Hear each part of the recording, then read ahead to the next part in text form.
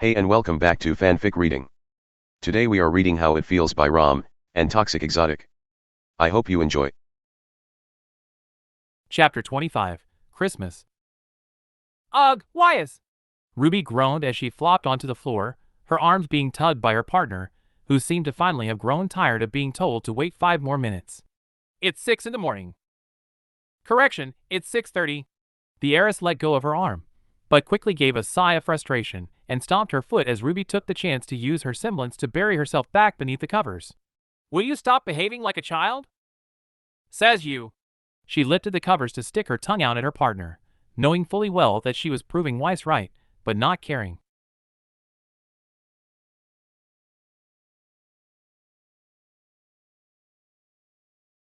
You have 3 seconds, Weiss said strictly, her voice muffled as Ruby has already pulled the covers back over her head. 1.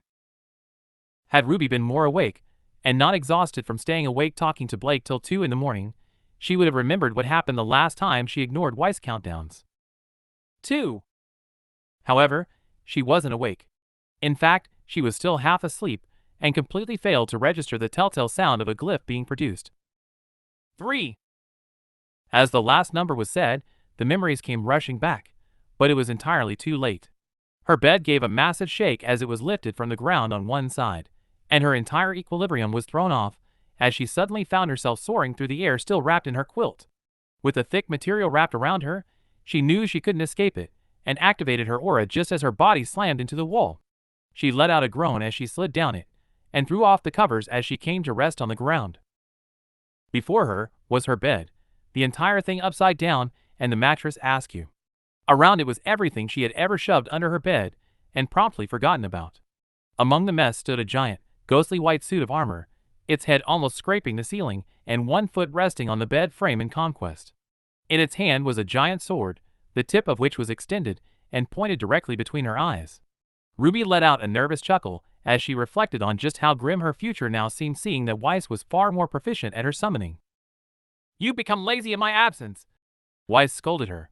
The sword pulled away, and the knight stood up straight before it faded into smoke. And no partner of mine will be lazy. Our training continues later today.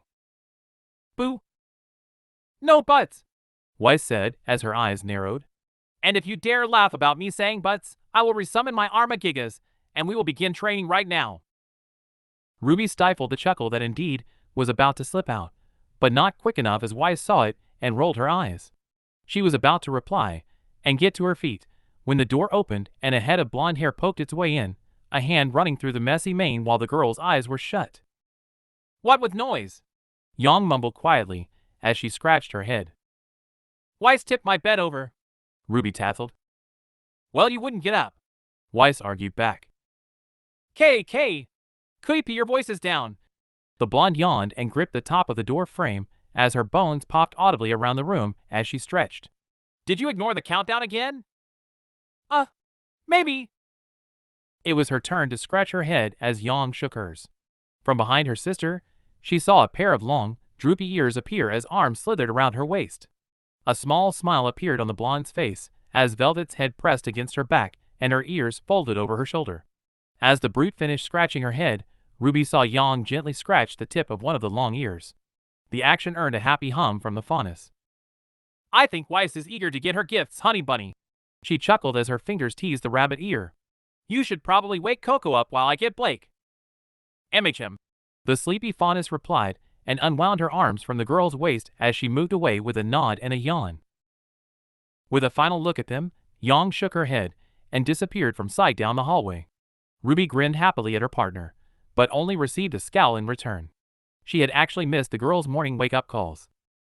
I left your gift for Blake in the bag under my bed, Weiss said as she pulled out some clothes from her drawer. Now, I'm going to take a shower before that oaf steals it. She gave her partner a nod and looked around her room with a sigh. Before she could even think about getting dressed, she had to clean up the mess that had been made, so she let out a yawn and slowly got to her feet while stretching out the kinks from sleeping for such a short period of time. A quick look at the clock on the bedside table revealed that it had taken her almost 20 minutes to clean up the mess that had been made, as well as get dressed for what laid ahead.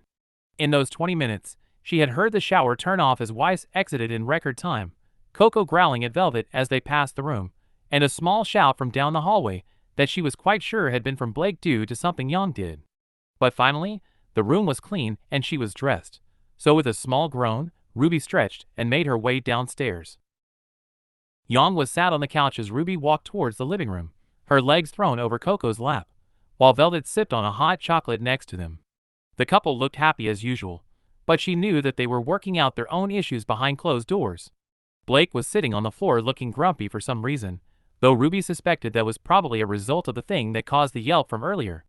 From her spot on the stairs, she noticed a lack of white hair and figured Weiss was occupied in the kitchen. "Good morning." Ruby smiled as she finished walking down the stairs and joined the group proper. "Is it?" Blake mumbled grumpily as she rubbed her amber eyes free of sleep. "What did Yang do?" Ruby chuckled as she sat in the chair next to her dad, who had fallen back to sleep. "Excuse me, I did nothing. I woke up with you in my bed," Blake snarled, not pleased with the observation at all. "And what's wrong with that? Pretty great way to wake up, if you ask me." Yang smirked as Coco nodded in agreement. Velvet, on the other hand, was so absorbed in her drink that she likely hadn't even heard what was said. "Or would you prefer it was someone else?" "Yes," Blake hissed unashamed, causing Ruby to blush a little. "I would. Instead, I got a mouthful of unkempt, blonde hair." "Well, you're the one who tried to kiss me," Yang shrugged. "Wait. What?" Velvet said tiredly, finally alert to the conversation. "I did not try to kiss you," Blake said with a blush. "I thought you were Ruby. Oh, how disappointed I was." "Wow, low blow, Blakey." Yang huffed at the playful spat. "You're grumpier than Coco this morning." "Hey!" Coco scowled over her sunglasses. "But we love you anyway," Velvet said tiredly as she took another sip of her drink and pet the equally grumpy leader's hand. Ruby shook her head at the exchange. It wasn't unusual for Yang to wake people up in weird ways, so she knew Blake was far too used to it to actually be annoyed. In fact, by her own admission, the fauness mostly seemed to be annoyed that it hadn't been Ruby herself that had been in the bed when she woke up. The idea that Blake would be mad that any other girl was in her bed had instantly warmed Ruby's body, and she couldn't stop the smile that pulled at her lips when she looked at her girlfriend. However, before Blake's face could go from grumpy to smiling, a loud bark made the fauness jump, her ears flattened against her head as her eyes turned to slits. They all turned to the kitchen door just in time to see Vi happily trotting out with a brand new bone, quickly followed by Weiss, who did have a smile on her face as she took the only seat left available. "Glad he likes his gift," the heiress said happily as she bent to stroke the little corgi, who had chosen to curl up at her feet to gnaw at his treat. "Happy Christmas, everyone." "I don't think I've seen you this excited in a while." Yang chuckled as she picked up a sweet from the bowl on the table and popped it into her mouth.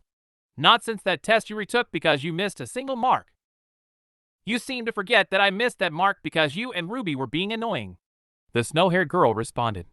"Besides, I thought you would be happy about today too. You get free stuff, and from how you try to exploit my name whenever we're shopping, I thought that was something you enjoyed." "Well, gotta get something for putting up with you," Yang replied and stuck out her tongue. "So when do I get my free stuff?" "Whenever your father wakes up." Weiss sat back in her chair, finally done petting the hound and leaving him to his treat. Before Ruby could even attempt to wake her dad, a mischievous glint appeared in her sister's lilac eyes. With the speed of a grim locked onto a wounded target, the blonde grabbed a cushion from beneath her and hurled it at the sleeping man, the bright blue pillow nothing more than a streak as it spun towards him. However, much to Yang's clear disappointment, Tai's hand shot up to catch the cushion and placed it under his head. "Damn it, old man," Yang growled, grabbing another from behind Coco. "Wake up! I want my free stuff." "I'll wake up when you move faster," he yawned as he smacked away the second pillow without opening his eyes. "And stop being so predictable." "Asshole." Yang pouted, Velvet reaching to poke her lips back into a smile. "Guess you ain't getting your gift." Ruby felt her dad finally shift next to her, his arms stretched up before coming down around her to pull her into a hug. "I have such great kids. Sometimes." "Hey, I'm always great." Ruby grinned. She leaned into the man. "I never came home drunk after a night with Corral." "That is true," Tai chuckled. "Though I'm hardly one to judge. After all, she gets it from somewhere." "Please, like an old fart like you ever knew how to party," Yang said and stuck out her tongue as she reached behind the chair to pull out a package. "Here you go. From me and Rubles."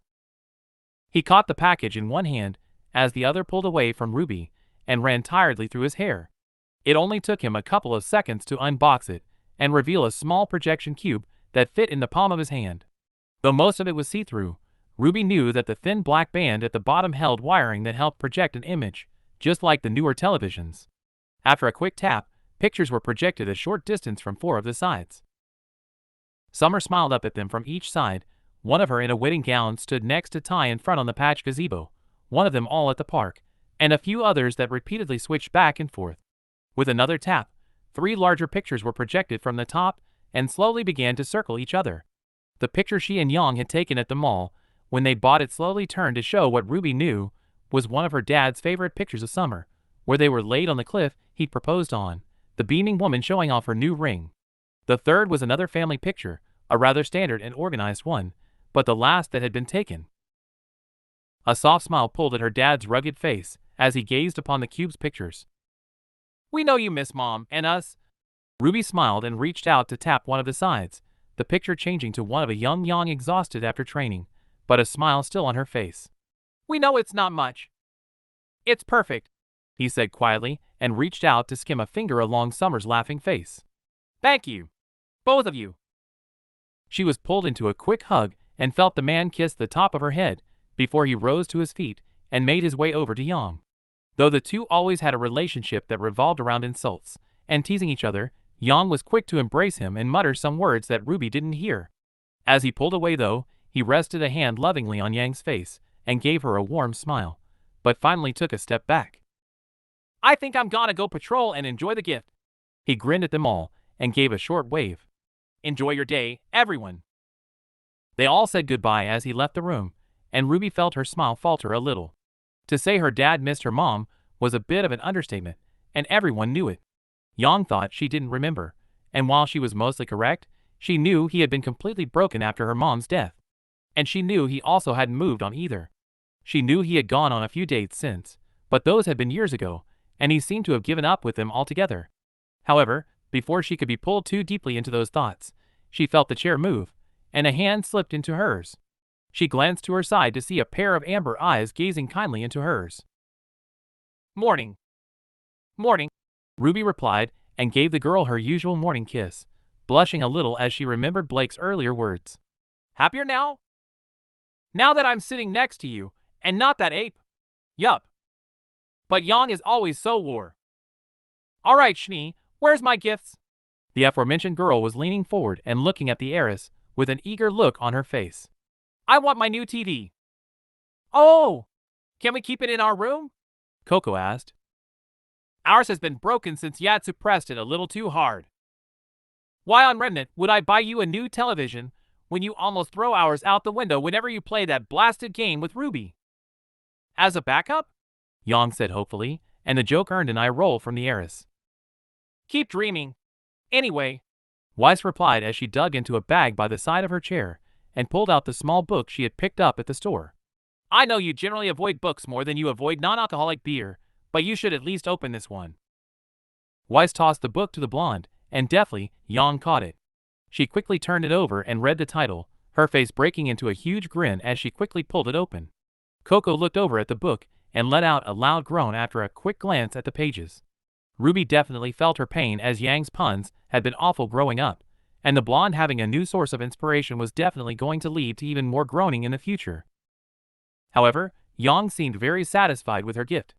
"I knew you loved my puns. Thanks, Snow Angel." Weiss gave her a small nod, and her hand returned to her bag. It was almost an hour of gift exchanging. Weiss went first as she had already begun the exchange with Yang's book. As they'd only had them all at their disposal, they were all rather simple. She gave Velvet what looked to be a rather expensive, retractable tripod that also had the effect of quickly waking the girl up. Coco received a pair of black pants with a couple of zippers along one of the legs that seemed satisfactory. Blake received a new book, and Ruby was very happy with a brand new, top-of-the-line barrel for her darling scythe.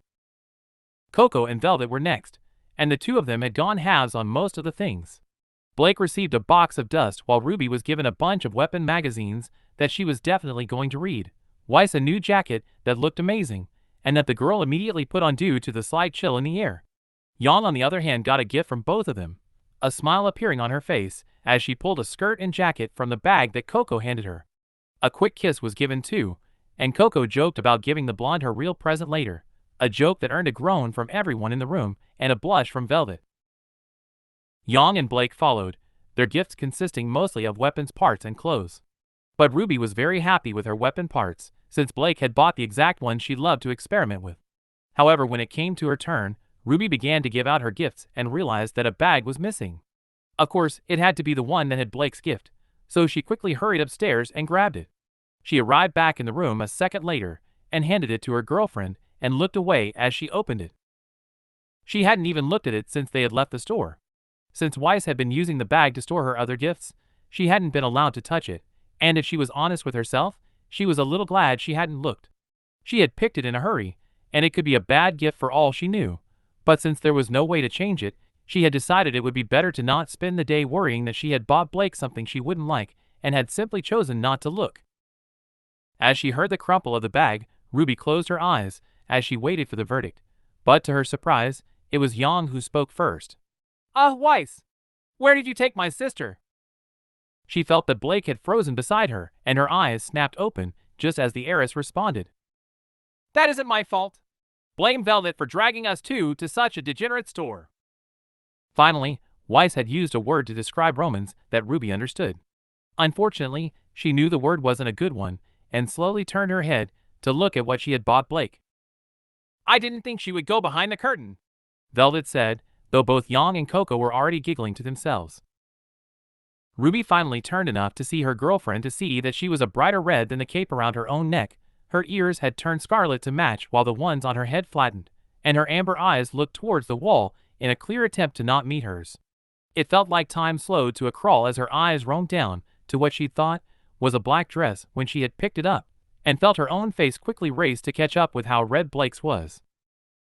The black fabric that she had originally thought was a dress was much less than she had seen originally. In fact, there was barely any fabric at all. Instead, it was the dark brown skin of the model that, at a quick glance, blended with the skimpy outfit. The very, very skimpy outfit. While it was still a dress, in the loosest definition of the word, the vast majority of it was see-through, except for a few small places where Ruby wasn't going to dare look for fear of turning a deeper red. But from what she could see, it fell to mid-thigh, and there was also a pair of underwear that her mind wondered if were included before she could stop it. At that thought, Ruby's mind acted on its own and replaced the model with Blake, but as her embarrassment was growing faster than ever, she quickly pushed it aside. She looked up to see Blake was finally recovering from the shock, but as the girl's amber eyes met her, it became so much worse. So Ruby became a blur of petals as she wrapped herself in her cloak and hid from the room, an action that turned Yang's and Coco's giggling into raucous laughter. Rue! I didn't know! She cut off Blake with a squeal that was more for everyone in the room than it was for Blake. She immediately regretted choosing not to look at the gift first. Ruby felt her whole body heat up as she waited for the reaction from her girlfriend. So far, alongside the loud laughter coming from her sister, she could hear Velvet chuckling and Weiss tooting, but there'd yet to be a reaction from her girlfriend after being cut off. The worries about the implications of such a gift immediately started to dawn upon her. While Blake was certainly being a lot more forward than she had been before their fight with the siren, Ruby wasn't foolish enough to believe that Blake wasn't still holding back with what she wanted to do. She appreciated it in a way, as Blake was allowing her to get comfortable with each step they took. But what would buying lingerie do to those steps? Would it make Blake think she was ready for more? Would she have to tell her she wasn't and come off like she was teasing again? She'd already said she didn't mean to buy it, but who other than her would accidentally pick up a sexy outfit? So would Blake believe that? As those thoughts rushed through her head, she finally felt Blake shift on the chair beside her and feared the girl was about to get up. But to her surprise, she heard the sound of metal sliding against metal and the telltale whoosh of a blade being swung. The rustle of plastic followed, and Ruby opened her cloak a sliver to see Blake holding the very see-through fabric in her hands. This is the outfit Jade wore when she seduced Crayon and stole his piece of the Scroll of Wisdom, Blake said in a smooth voice, clearly recounting a scene she liked from the book series. It was a turning point for the faction, and allowed them to win the 50-year war. I intended to buy it one day anyway, so it's a great gift. Oh, really? She asked from deep within her crimson cocoon. MHM. As if to further reinforce that she was telling the truth, Ruby felt herself being pulled into a sidelong hug by her girlfriend. While still not ready to emerge from her safe space, she did pull the cloak apart enough to see more than what was directly in front of her. Yang was beet red from having laughed so hard, and Coco was wiping her eyes underneath her sunglasses, but they both seemed to be calming down. Velvet's rabbit ears were laid almost completely back against her head, and Weiss had a smirk on her face. You could use it on your wedding day. Yang and Coco's laughter renewed at Weiss' comment, and Ruby once again hit her face. From the movement of Blake next to her, and the sound of a glyph appearing, she assumed something had been thrown, but Weiss had now joined the chorus of laughter too. Much to her pleasure though, she once again heard the rustle of plastic and felt Blake lean into her a second later. A kiss was placed against her cloth-covered cheek, and a soft, "Thank you," was muttered in her ear. How did you even get served? Yang chortled 10 minutes later, when the laughter finally began to die down. The girl wasn't paying attention, and put it in with Weiss stuff. Ruby mumbled, her face finally revealed from her cloak again. And Weiss was rushing me, so I didn't get to look properly. Well, if I had not rushed you, then you likely would have bought nothing. Yeah, that tends to happen a lot. Yang grinned wickedly. But hey, buying your girlfriend her first set of lingerie is always a fun step. What makes you think it's my first? Is it? No, Blake replied with a shrug. I also have the one from Sky and Sola's anniversary party. Wow, Coco said with quite some amusement. Yeah, meow. Yang winked, earning an eye roll from Blake. Stop teasing them. Velvet smiled and tapped her girlfriends on the legs before she turned to Coco. Or I will tell everyone how you were on our first date. Coco's smile faltered, and, for the first time since meeting the confident brunette, Ruby saw a blush appear on her cheeks. Taking note that it was definitely a story she wanted to hear one day, she felt herself smiling at the rare emotion. As the three girls grinned to each other, and Coco pulled the bunny girl into a kiss to reclaim some of her bravado, Ruby felt Blake pull her cloak down and smiled gently at her as her head was finally exposed again. She hoped she was no longer beet red. Is the gift really okay? She whispered nervously, tapping her fingers together. It's perfect, Blake replied quietly. And I'm not expecting to wear it anytime soon. The words were said in a knowing tone, and Ruby was grateful for the reassurance that the gift hadn't been misunderstood. To show it was appreciated, she leaned forward and pressed her lips against Blake in a gentle kiss that would only last a few seconds. However, before she could even pull away, they both heard Weiss let out a loud groan from her chair, and they broke apart to see her looking at everyone in the room. I suppose I'm just the fifth wheel now, she sighed, and slumped back into her chair as Vi jumped up onto her lap. Or is it the sixth wheel? I thought you were dating Neptune? Velvet asked. Were being the operative word, Weiss sighed. I broke up with him. We were just for fun anyway. I think she's got her eyes on a new guy, Yang said, a slight hint to her voice that said she knew something. Did you happen to run into him in Atlas? If you are referring to who I think you are, then no, Weiss replied and turned up her nose. Nor was I remotely interested in seeing him. Ruby knew her partner enough to know when she was being honest, and the heiress definitely was being honest. Whoever Yang thought it was, she was clearly wrong, but Ruby couldn't help but be interested anyway. Well, he seemed interested in you. No, he simply wanted me to sing, and his ego wouldn't let him take no for an answer. Actually, Neon mentioned that he usually doesn't chase people, Blake said with a thoughtful hum. Ruby quickly put the pieces together herself, and realized they were talking about the other cat faunist partner, Flint. Said he doesn't care enough to try and change people's minds about things. Oh! Coco cooed and leaned towards the heiress. Looks like someone got a suitor. Yes, well. Weiss seemed a little stumped for a second, but quickly recovered.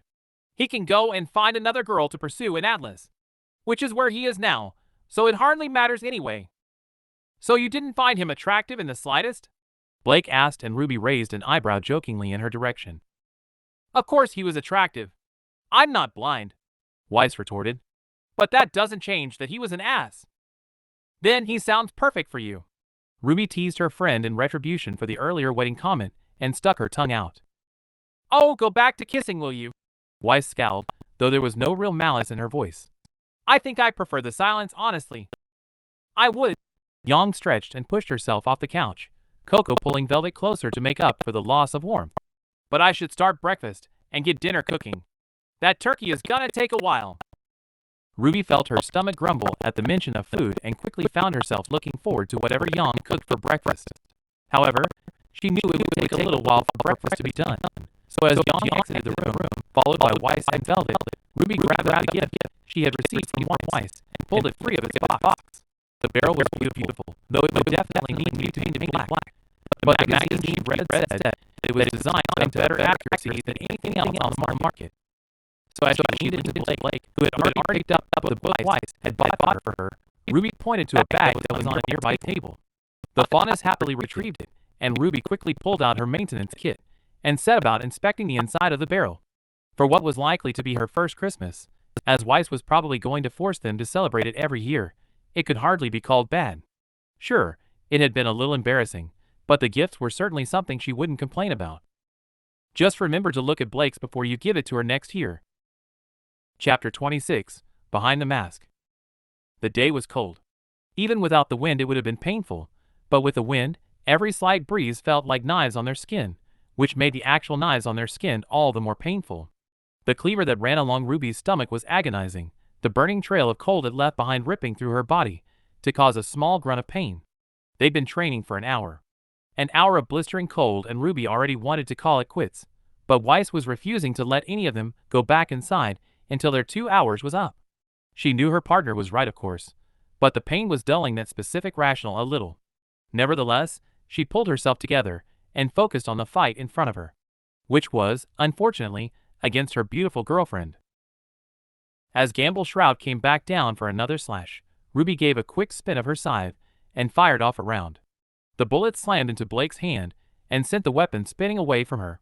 Unfortunately, Yang was ready and caught it, Blake giving the extendable black ribbon a hard, overheard tug that brought the blonde screaming towards Ruby through the air. However, before her sister could even get halfway, a ghostly white Borbotus came spinning from the side and slammed into her with enough force to send her into the shed.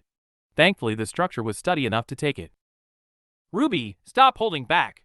Weiss ordered, a maelstrom of water surging towards the faunus, who turned red and exploded to cause the twister to scatter into a slight drizzle. I'm sure she will still kiss you if you break her aura. She blushed a little, but knew Weiss was right. While Grimm were easy to fight, people weren't. They moved differently, learned her attacks, but the most off-putting thing was they could be hurt. One accidental hit after their aura is gone, or even a strong one while they are on low aura, and damage could easily be extensive. Hell, her own body was littered with scars from previous hits she had taken. And while she was willing to fight people, those potential accidents always made her nervous, because she didn't want to actually hurt them. Sure, that could be a detriment in the future, but it's who she was. However, it was practice, and they were stopping at red to recover, so pushing those fears to the back of her mind, she activated her semblance and tore through the air towards her girlfriend. Before she reached her, though, a black glyph appeared in the air next to her, and Ruby pushed herself off it to change direction. Like a pinball going Mach speed, her sharp turn sent her zooming at an unprepared Yang, where she planted her feet on her sister's chest and took off towards Blake again, the force of it shoving the brawler into the solid wooden structure a second time. In the corner of her eye, she saw a blur of white pass behind her to continue the assault on recovering blonde. The sparring match continued for another 10 minutes, each pair squaring off and trying their best to put the other into the red. While Weiss won her fight with Yang by capturing her in a vice grip with her giant knight and slamming her into the ground, Ruby lost to Blake, though she fared much better than usual and landed some solid hits. After a beautiful parry, Gamble Shroud's ribbon had slipped around her wrist, and then a tree, escape practically impossible as Crescent Rose lay a few feet away, but her aura was still orange, so she wasn't out just yet. As the faunus turned to the other remaining combatant, Ruby heaved her body up and slung her legs over Blake's shoulders and hooked them under her armpits to keep her arms in place. Weiss wasted no time and surged forward to jam the tip of Mertenaster into the girl's chest, the blade emitting yellow sparks as it collided with aura.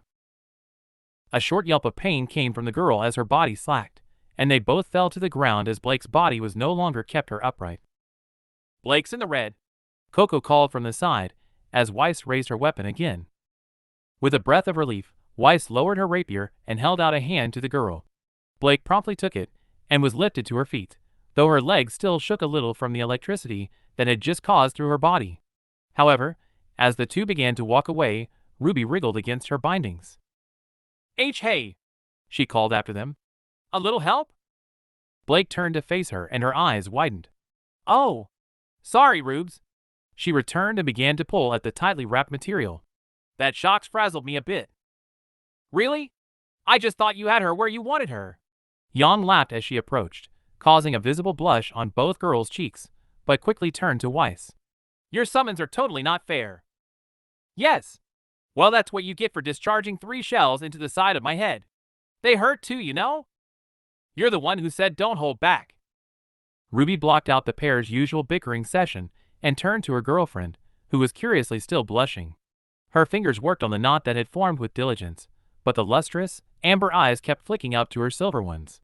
When the girl glanced down again, Ruby stuck out her tongue and gave her a wide grin. How'd I do? Much better than when we last fought in class. Yes. Could use a little more work on your blind spots though, but we can practice that. Blake replied with a smile and finally managed to get the ribbon free.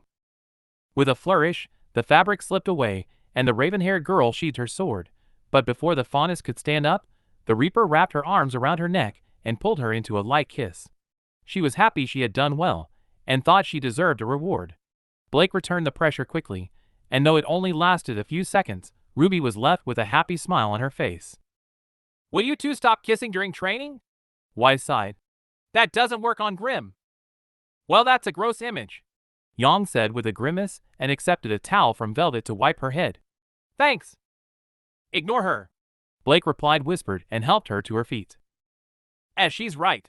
Despite her words, Ruby leaned up to press another kiss on her girlfriend and gave a light chuckle at the frustrated sound from Weiss. Once she was satisfied, she pulled away and addressed the team. All right, team.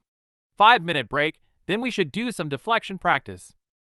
The hot chocolate felt good on the back of Ruby's throat after the long hours of training in the cold. Her muscles were sore and her head still spun a little after a particularly brutal punch from her sister, but thankfully her aura was quickly fixing all those issues. She let out a sigh of relief once the whole cup was finished, dumped it in the sink, and filled it with water to clean later. A pair of arms slid around her waist from behind, and she felt a small grin pull at her lips. I'm sweaty. So am I, Blake's voice replied. The breath that passed over her ear caused a shiver. You were great today. Because Weiss is back, Ruby replied, pulling her mind away from the floral smell that was surrounding her. She always pushes me to be better. But you put in the effort. A kiss was pressed against her cheek, and Ruby let out a happy breath at what was clearly a reward. She knew Blake was right, and that even without Weiss, she would be putting in the effort, but when Weiss was around, it felt easier. Ruby liked how the heiress pushed her to always strive to be the best she could, to work on her faults and make her abilities as tight as they possibly could. Though it came off to many others as harsh, Ruby knew it was done because the girl cared. More than she would ever let on. I do. Ruby grinned and twisted her body to face her gorgeous girlfriend. As she looked up into the shining amber eyes, she felt her stomach twist into a knot and a memory return. The last time she had looked into them properly had been 3 days ago, when they were relaxing on the bed during the game of blackjack. She still remembered leading Blake back to it after their playful tussle, how it had felt when Blake fell on top of her when they made out. Her stomach had been filled with butterflies at the intimate position, and a large part of her hadn't wanted to change it, but she'd known that she had to. It had taken a lot of effort to raise that arm and gently guide Blake into a more subtable position, and she was glad Blake was so responsive because she hadn't been able to apply much pressure at all, though she was sure it felt like a full force shove to Blake. However, she felt those same feelings again while looking into Blake's eyes, and was struggling to control herself. She liked kissing her, liked the feelings it sent coursing through her body. She liked how Blake's hands would clutch at her sides, or maybe gently lift her chin. Every touch was electric, and felt dangerous to a degree, like with every step further she allowed Blake to guide their relationship was a massive treasure trove of new experiences. But Ruby was also aware that Blake was still the only one guiding their relationship. She wanted to as well, but she was still unsure how to go about it. Though she did know that a kiss was a good way to lead into something new, even if that something new was only something small. So she closed her eyes and pressed in. Her lips quickly found the warmth of Blake's, and she let out a soft hum as the pressure was returned. It was gentle for the most part, nothing like the kiss they had shared upstairs, but pleasant. Just as they tended to do, the Fauna's hands pressed against her back to pull her that little bit closer, and Ruby was more than happy to let her. In fact, as she did, she rested her hand on the counter behind her and pushed herself up until she was seated on it. Finally level with her girlfriend, she raised a hand to Blake's cheek and let it brush along the warm skin until her finger slipped over an ear and into her hair. "Oh, for Raalm's sake!" The sound startled them both back to reality, and, much to Ruby's disappointment, they quickly broke apart, and she looked over her girlfriend's shoulder at the heiress. "Can I walk into one room and not be greeted by people making out?" "You're in a house of couples." Blake scowled, not bothering to look at the snow-haired girl. "Hang out with Ty if you don't want to see us being annoying? Happy? Ugh." Despite her words, Weiss didn't really seem particularly bothered. There was always a fine line with her between being actually annoyed and her attempts to play around, but more often than not, it was the latter. Contrary to popular belief at Beacon, Weiss was not actually that bitchy. High maintenance. Sure. But more often than not she simply expressed herself in a way that came off as angry. Though Ruby also knew Weiss didn't care how anyone but her team perceived her, and thankfully, the whole team knew her well enough to be able to tell the difference. "Happy people are the worst." Weiss groaned and picked up an apple from the fruit bowl. "I thought we made you happy," Ruby asked with a false pout that made Weiss roll her eyes. "I'm happy when you're not irritating me or dragging me into whatever thing gets you into trouble that particular day." "So every day?" "Once a week. At most." The girl sat down at the table and began her apple, already done with the conversation as she would never speak with her mouth full. Blake obviously saw it too and wasted no time in pulling Ruby back into another light kiss. While it was just as short-lived as the one they'd shared outside, Ruby felt herself yearn for their earlier one to not have been interrupted. Unfortunately though, fate had decided that the day was just going to be full of interruptions. "Aw, aren't they adorable?" Coco's smooth voice cooed as she walked into the room. "New love is so precious." "Shush you." Velvet giggled and nudged her girlfriend.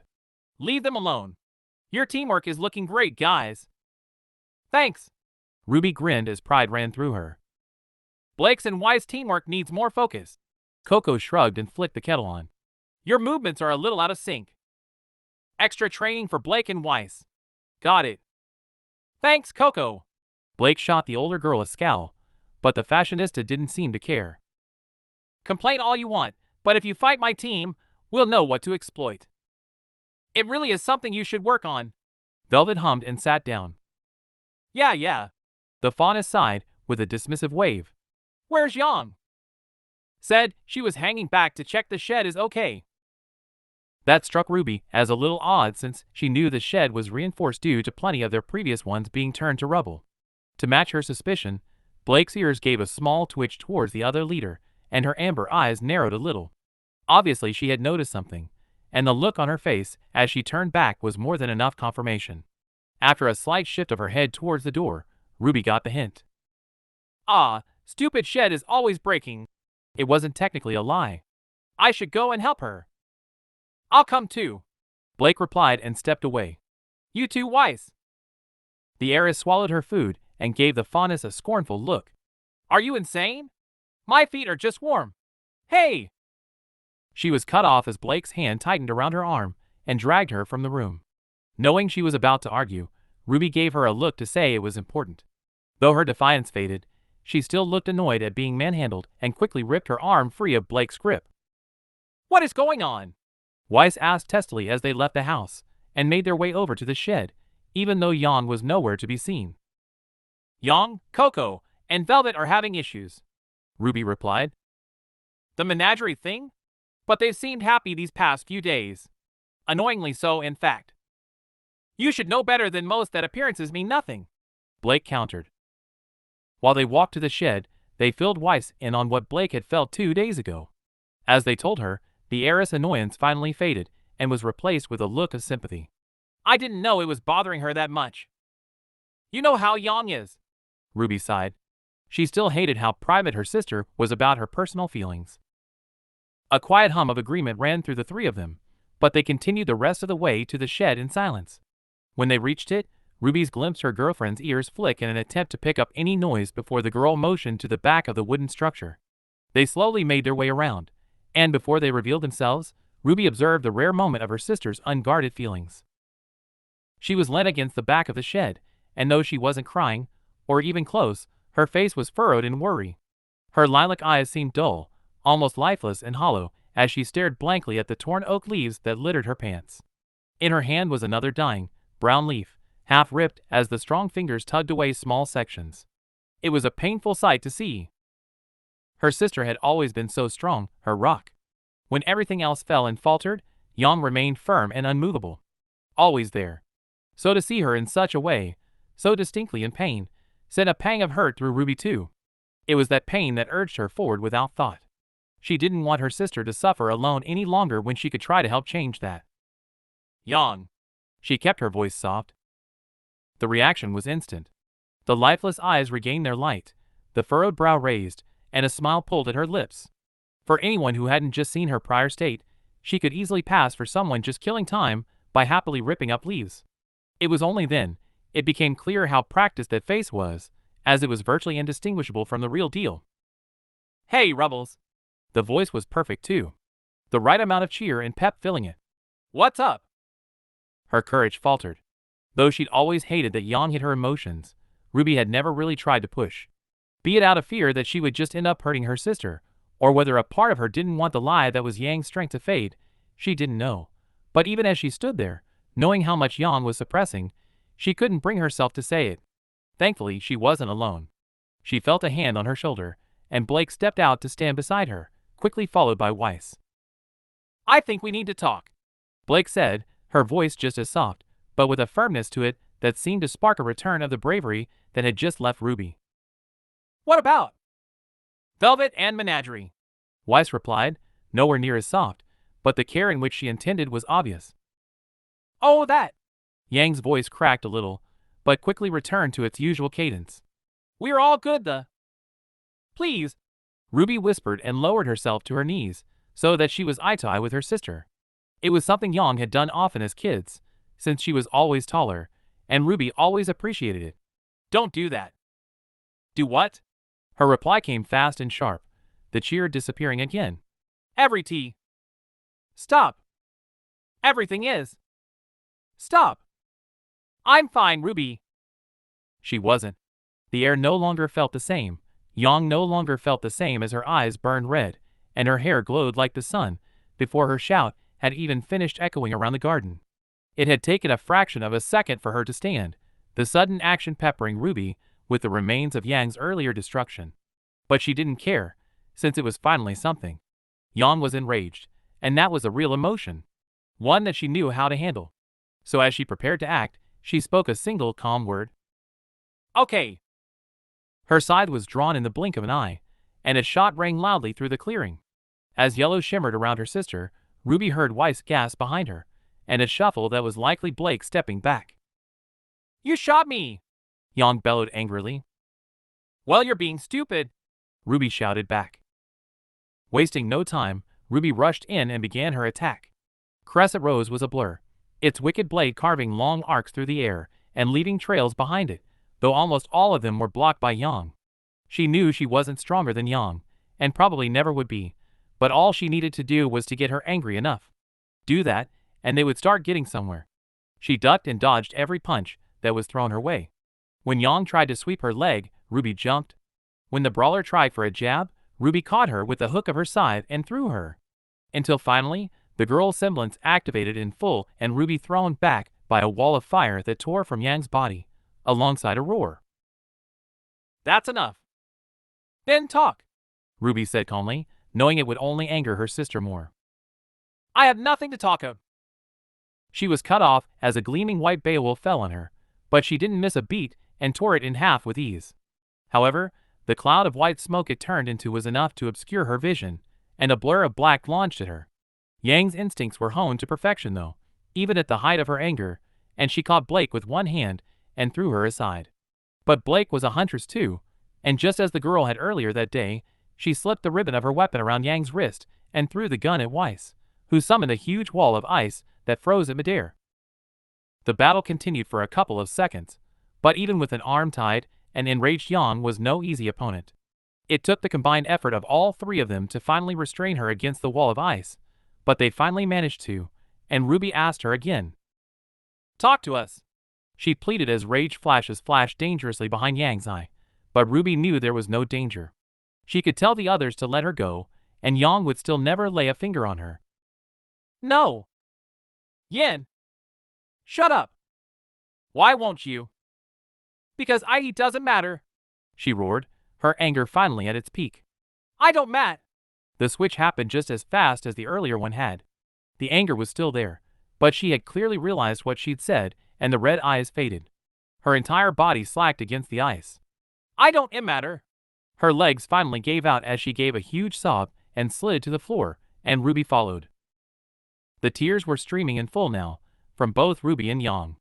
RWBY hated what she had just done, how she had to hurt Yang to finally get that admission, but she knew it was how the blonde had worked out her issues with her father.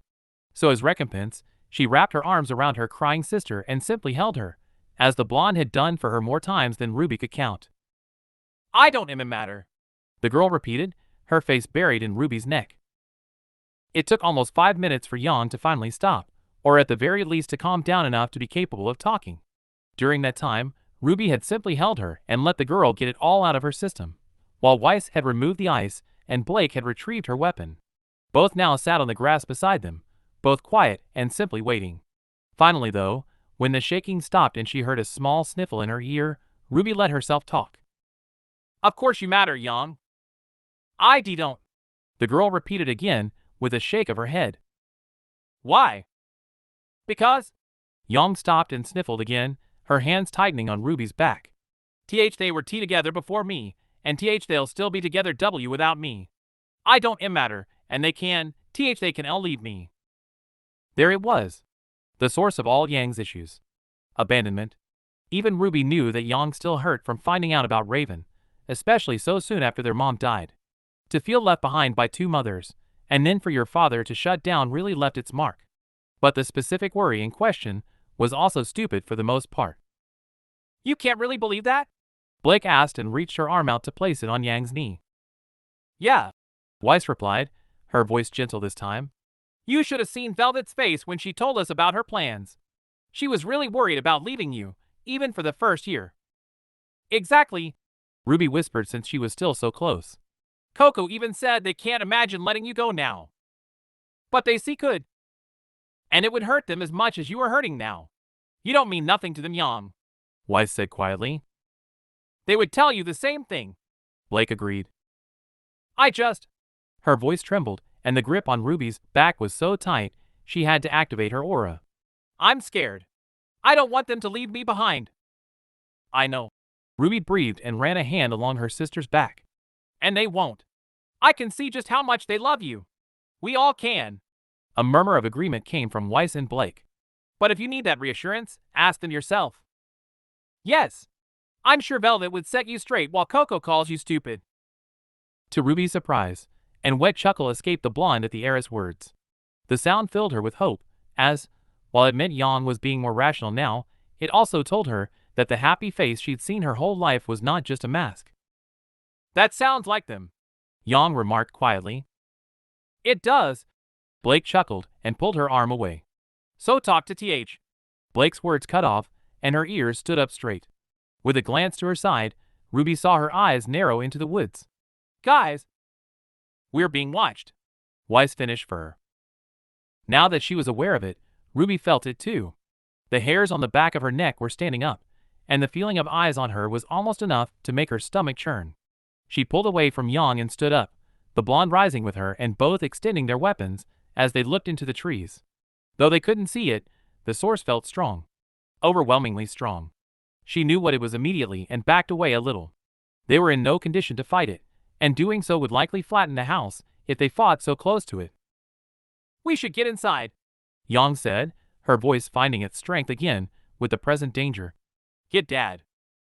"Good idea," RWBY agreed. However, even as they turned away and made their way back to the house, something felt wrong. The gaze had never felt so intense before, so purposeful, so hungry. The Helk had been more active than usual lately. There had been more sightings and reports, so even as they closed the door, Ruby couldn't help but feel worried. Chapter 27. The Next Step. Weiss could hear whispering from the other side of the door, but the words were too muffled to make out what was being said. While she didn't want to eavesdrop on the conversation, she was a little worried about her friend. Yang had been locked away in a room with Velvet and Coco ever since they had returned to the house yesterday. The only time she had seen any of them was a brief glance when Velvet opened the door that morning to accept the breakfast Tai brought them. She didn't blame them for being secluded though, since they clearly had a fair few things to work out, but still, she worried. With a frustrated sigh at the fact that she couldn't provide more help than simply aiding Ruby in the fight, an action taken by her partner that still surprised her, Weiss stepped away from the door and walked through the house. While it had only been 4 days, the small wooden house in the middle of the woods already felt like more of a home than she had ever known. Compared to the blank white walls of the Schnee Manor and the cold statues that surrounded every room of Ruby and Yang's house felt warm and welcoming. From the living room with its shabby couch, to the bedrooms with their numerous relics or times past. And despite what she told her partner, she really was enjoying her stay. Sure, the high odds of running into someone making out with someone else was a little frustrating, but she had grown used to that during her time at Beacon. Though everyone there was training to protect the world, they were still teenagers, and as such, were subject to teenage desires. Even she herself had participated in a short-lived tryst with Neptune, and though she enjoyed it, he had never really been more than a way to blow off steam after a long day. But Ruby and Blake felt different. They clearly liked each other, and their ever-increasing displays of affection were proof of that, but Weiss could still see indecision in the eyes of her friends. And she hated indecision. Ever since she was a girl, she had been taught to be confident in everything she did. That to doubt yourself was to show weakness, and it was a lesson she had taken to heart. Of course she was still willing to learn, and had indeed learned many things since leaving Atlas, but she still put everything into what she wanted. It was a good philosophy for her, though sometimes left her blind to some other things, like when she had become too fixated on her work and not noticed her increased stress. Something she was still working on. However, being raised how she was, to see the weakness of others, it wasn't hard to see that Yang wasn't the only one struggling with something. Ruby was too. When she kissed Blake yesterday in the kitchen, her hand had hovered for a brief moment on its way to touch the older girl's cheek. It was a common novice move, the nervousness to further something, to make it more intimate, but it was the way that indecision came and went that alerted Weiss. The Reaper was wrestling with something, and seeing as people were sharing their fears all of a sudden, Weiss was going to find out what. Fortunately for her, the best Ruby tracking device in the world was walking right towards her. Its adorable little tail wagging back and forth, and its tongue lolled out of its mouth. "Hey there, boy!" she cooed and knelt down to scratch his ear. She'd always loved dogs, but never been allowed one, so had taken full advantage of Ruby's pet from the moment she met him. "Do you know where your doll of an owner is?" "Wha? How?" Ruby was aghast as she flipped through the pages in the book. A book she had been looking through for more than 30 minutes, and was starting to think would not offer her the answer she sought. She jumped slightly as she heard a slight bark from downstairs, but it wasn't a warning one, so there wasn't anything to worry about, and she went back to reading, only to find herself at a particularly saucy part that made her eyes close. "I can't What are you doing in Blake's room?" "Ah!" The yelp of surprise tore from her before she could stop it, and the jump scare made her throw the book into the air. After a couple of seconds of fumbling, she finally caught it, and hid it behind her back as she turned to face her partner. Her blue eyes stared suspiciously at her, and Ruby raised a hand to nervously play with her hair. "And nothing. I seem to recall an entire thing regarding lies yesterday." Weiss scowled and her hand rested on the hilt of her rapier. "Does the lesson need repeating?" Ruby stopped as she knew there was absolutely no way she could beat Weiss. So with a sigh, she let her hands fall from her back and held the book out so that Weiss could see it. "I was looking for tips." "On?" Weiss' hand left the hilt of her rapier, and she walked into the room. Though she was an inch smaller without her heels, she was still quite intimidating. She didn't miss the disgusted look that the heiress threw the book. "How to, maybe, take a step forward with Blake." Weiss' eyebrow raised, and she came to a stop opposite her. Her arms folded, and the look on her face was one of skepticism. "Did you find anything?" I don't know." "Really? Read me a paragraph. WH what? Read me a paragraph, she repeated in a stern voice, and I will give you my thoughts. Ruby was genuinely unsure what to do. Weiss certainly seemed serious, but the material was something that she knew the girl would not enjoy.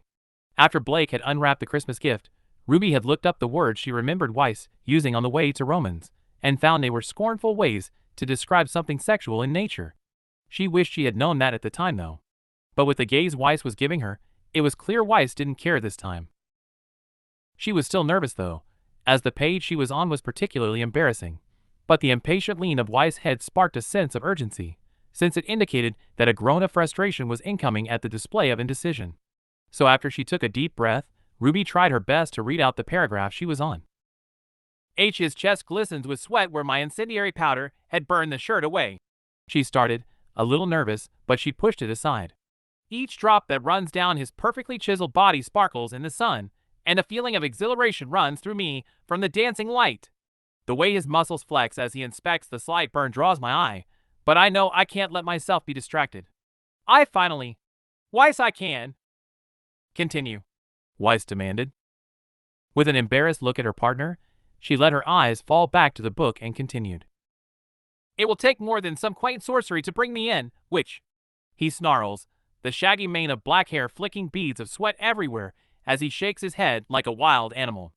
The Kiro clan do not come quietly. I chuckled at the amusement the words bring me, and gaze into the eyes of my soon-to-be captive. Oh, I've heard stories. But I assure you, I will not have a problem. Yes. Ruby stopped and looked pleadingly at her friend to release her from the embarrassment of having to finish that specific paragraph. I can't read this. Why? The question was poised, like she already knew the answer to it. But Ruby didn't. Even as she'd been reading, something about it felt wrong. The characters felt wrong. The two were supposed to be from rival clans, and the main character was meant to be assassinating the other, but the scene had been going on for nearly a whole chapter, and no real move had been made, only those that destroyed clothing. There was only one word in her mind for how she felt the characters were behaving, but she didn't want to insult her girlfriend's favorite book, even if she wasn't around to hear it. She looked for another word, but couldn't find one. It's stupid, Weiss finished for her, and reached out to slam the book shut with one hand. Stupid, romanticized, mindless dribble with no genuine substance or introspective to genuine relationships. This is the kind of novel designed to entice those with grandiose expectations of what a relationship should be. Or people like Blake. But Blake does like it. Blake does not expect a single thing from this. Her eyes scanned the cover, fluttering over the Ninjas of Love title for a second, before throwing it carelessly over her shoulder and onto the bed. Let's call it a book, for ease of conversation. Though I hardly think it should be considered as such. Ruby let out a low, depressed groan and fell back onto the bed, as Weiss' words hammered home just how stupid she had been to look for ideas in such a novel. But she had run out of ideas in general. She had no idea what the next step even was, or how to take it. Where do couples go after making out? Is that the only thing that follows? Ruby knew she was ready for a little more, but not that much more. I don't want Blake to be the only one progressing our relationship. She isn't the only one, Weiss countered, a confidence in her voice as she sat down on the edge of the bed. It feels like it to me. What should I do? A loud, exasperated sigh comes from her partner, and Ruby knew she was showing Weiss' most hated trait again. But thankfully, no shouting came. Instead, her words were kind. You do what feels right. But everything feels right with her. Ruby blushed at that admission, but it was the truth. It's what was causing her to be so conflicted. Ruby, what have you two done so far? Well. Ruby tapped the tips of her index fingers together, blushing a little at the amazing memories that came flooding back to her. We've made out, with tongue, and I pulled her to the bed with me, and she was kinda on top of me, but I rolled us to our side, then we played kiss blackjack, and I'm pretty sure she cheated and counted cards, but I didn't mind and didn't say anything. But that's it. A minute passed in silence, a minute in which Ruby was unsure what her partner was thinking of her. But Weiss eventually turned to face her with a gentle look. Okay, and what exactly are you ready for? Ruby paused. Not that. That? One of Weiss' brows were raised expectantly. Ruby knew Weiss was aware of what she meant, but her partner always had her reasons for acting how she did, and forcing her to speak properly was clearly intentional. "As sex," she muttered. "Good. But like..." Ruby sat up quickly and looked her partner in the eyes. "What else comes after? Isn't it just making out, and then sex? You have been around Yang too much." Wise sighed and turned in her seat so that she sat cross-legged on the bed. "Ruby, what comes next is whatever you want to come next. Making out will obviously make you eventually start to want more intimacy, but sex doesn't have to be the natural progression. That isn't the only other form of intimacy." "Then what is?" Ruby groaned, still super confused. "Simple things, like laying together, being close and talking." "We do talk." "This is different," Wise countered quickly. "Talking across a table or after training is not the same. That is standard conversation that you share with everyone. But laying in your partner's arms, talking about whatever you feel or just random nonsense is so much more personal. Why do you think those three have been locked in that room since yesterday? Why did you hug Yan yesterday when she finally opened up? Because those moments, where you bare your soul in the arms of a person you trust, are infinitely more meaningful. You have yet to feel that, but I guarantee even Yan will tell you she loves those moments far more than any carnal activities those three have. It is also something that can lead to a gradual development towards that other area," Weiss concluded. "So, you're saying I should lie down with her?" Ruby asked, still a little confused by everything Weiss had just said. "Lie, sleep, cuddle, whatever you want." Ruby thought about it for a second. They had been cuddling a lot lately, even more than they'd been making out. Blake seemed to pull her close every opportunity she got, so clearly Blake was interested in that just as much, if not more. And they had fallen asleep on each other twice, and those times had felt really nice. Ruby remembered the first time had been one of the best night's sleep she'd had in years, thought the nerves the next day had been immense, since they hadn't even confessed yet back then. And the time Blake had fallen asleep on her, she remembered feeling really happy that Blake trusted her enough to let her guard down so much. "Oh, okay," she breathed as she wondered if they'd already technically taken those steps out of order without realizing. "So, how do I start the laying?" "You will know when." "How?" "You will just know." Weiss sighed tiredly. "The situations are different for everyone, Ruby. So that is not advice I can give you." "You're sure?" "Yes." Ruby hoped Weiss was right, and that she would know the moment. But she knew herself, and still worried that she might not. So as Weiss stood from the bed and walked towards the door, Ruby made a note to keep an eye out for any opportunity that may arise. However, as she let out a small sigh and fell back on the bed, she heard her partner's footsteps stop at the door and lifted her head to look at her. "Just remember, Ruby," she said, her voice as soft as Weiss could make it in her best attempt to be reassuring. "Blake isn't waiting for you to take the next step. She's waiting for you to be ready to take the next step. So don't feel like you have to rush things, like you usually do." Ruby stared into the heiress' blue eyes for a couple of seconds and saw a kindness in them that very few people ever saw, or maybe they just never wanted to acknowledge it. A smile pulled at her face, and she nodded to her partner. "Good." The blue eyes scanned the room where the insides of Blake's bag were scattered everywhere, and the kindness quickly faded. "And clean this room up. You made a right mess." She let out a low groan and looked around the room. It was indeed a mess, and she could hardly have Blake know that she was going through her stuff. So as Weiss left the room, she picked herself off the bed and went about picking up after herself. It wasn't right. None of it was. Nothing that Ruby had put back into the bag was in the correct order at all. She tried 3 times, each time taking everything out and putting it all back in, but she knew it was wrong. The one thing she did know was that the books were on the bottom. She knew that because she remembered getting stuck in the rucksack for a second while retrieving them, and she remembered something had been covering them, but she wasn't sure what. It was either the torn catsuit or the folded blue material with a white circle on it. Blake was very particular when she packed, and likely knew exactly where everything was, and Ruby was beginning to think there was no way that she could repack it without the faunus noticing something. Unfortunately, it seemed fate had decided that there was going to be no doubt about that, as the door behind her was pushed open and Ruby turned rapidly to face her gorgeous girlfriend, dropping the cloth in her hand at the same time. "Rob, I was looking for dust," she lied quickly. She may have been caught snooping, sort of, but that didn't mean Blake had to know what she was snooping for since the books were already back in their place. "I took it all down the other day." Oh, right, Ruby replied with feigned realization. How did the patrol with Dad go? Fine, the raven-haired girl said suspiciously. You're acting weird. Are you okay? Yeah, she said with a short nod. I'm always weird. The slight squint of Blake's eyes was enough for Ruby to know her lie had not worked, but thankfully the girl gave a shrug and continued into the room. That's true. Hey. The soft sound of the girl's chuckling sent a small shiver through Ruby, but she suppressed it and leant down to pick up the cloth that had fallen when Blake had walked in.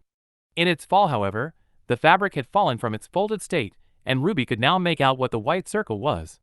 She'd been unable to see it while it was wrapped up, but with it splayed out on the floor, the picture of an animal head inside a badly drawn, white circle was very much visible.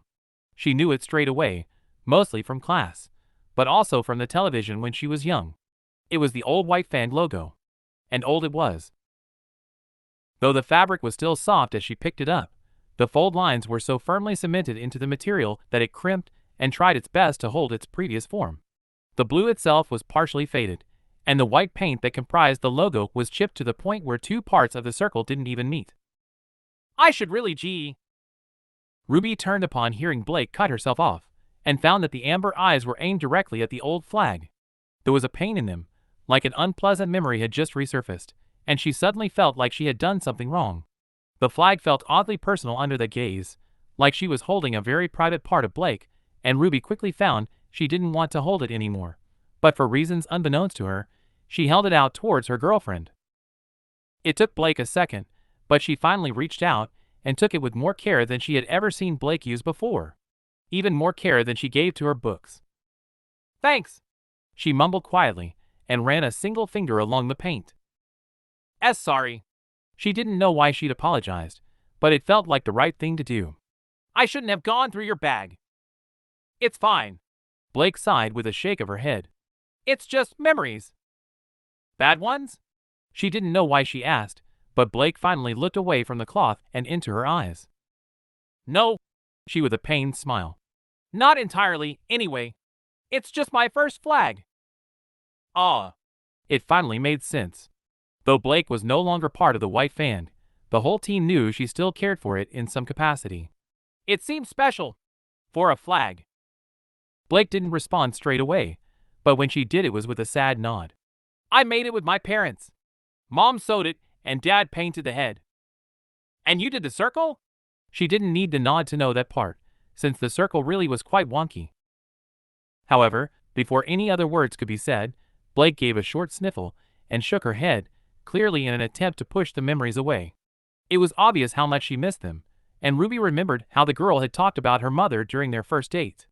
She clearly cared a lot about them, but she also remembered Blake saying that they hadn't parted on the best of terms. She had never mentioned that they were also part of the White Fang too, though. Have you tried, She cut herself off, and tapping her index fingers together before she continued. Calling them yet? Blake gave a shake of her head. I don't think they will pick up anyway. It was the pain in her girlfriend's voice that hurt the most from the statement. Like she truly believed it. But it sounded absurd to her. Blake had talked about her parents a couple of times, and while they apparently left on a bad note, the relationship up till then sounded like a rather close one. Why? She asked gently as Blake began to fold the flag back up. I mean, you don't have to tell me, but I'm happy to listen if you do.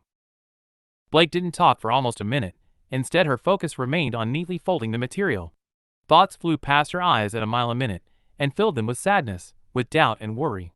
Ruby recognized it from when she looked in the mirror and tried to remember anything she could about her mom, and she knew exactly how those moments felt, so gave the fawness space to think and sat down on the bed. It was almost 3 minutes later than Blake finally let out a resigned sigh and set the flag down. Ruby, she said carefully, as if she was nervous about what she was about to say. Do you remember when I said my dad was an organizer?